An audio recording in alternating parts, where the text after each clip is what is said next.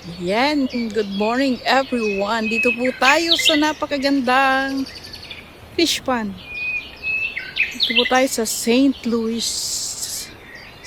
Fish Pond, right?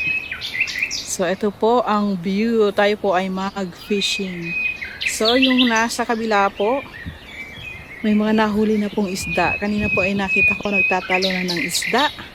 Malawak po ang kanilang isdaan dito. Ito guys, maganda po ang araw today. Malamig ang simoy ng hangin. So kung nakikita nyo po, marami din doon. Meron din pong usupan. Maganda doon. Ayan guys, napakaganda lang po ng view. Si Kanong po ay nag-guide sa akin at hindi daw po ako nagpipay attention sa ginagawa niyan po. Siyang naglalagay ng hook.